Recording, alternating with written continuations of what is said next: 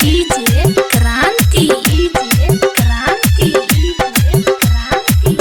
वाली छोरी चार गो रखने भतार के टिप्पी वाली छोरी चार गो रखने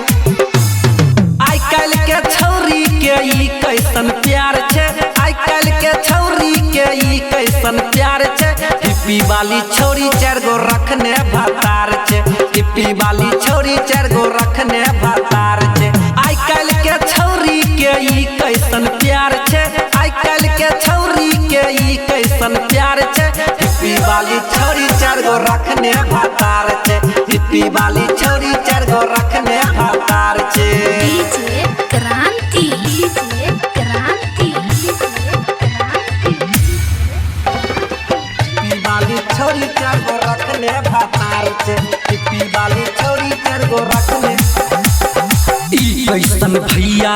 गेलै जवाना छौरा के की कहिया बुढ़बो दीवाना ई कैसन भैया गेलै जवाना छौरा के की कहिया बुढ़बो दीवाना गाँव जवार में पूरा प्रचार छे गाँव जवार में पूरा प्रचार छे हिप्पी वाली छोरी चार गो रखने भतार छे हिप्पी वाली छोरी चार गो रखने भतार छे डीजे क्रांति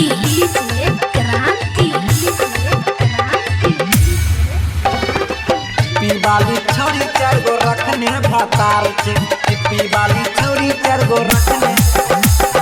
चलै के ढंग नहीं बिगड़ल एकर चाल छे बाजै के लुइर नहीं हाथ में मोबाइल छे चलै के ढंग नहीं बिगड़ल एकर चाल छे बाजै के लुइर नहीं हाथ में मोबाइल जखन मारै छे मुस्की त छौरा गिर जाई छे मारै छे मुस्की त छौरा गिर जाई छे हिप्पी वाली छोरी चार गो रखने भतार छे हिप्पी वाली छोरी चार गो रखने भतार छे डीजे क्रांति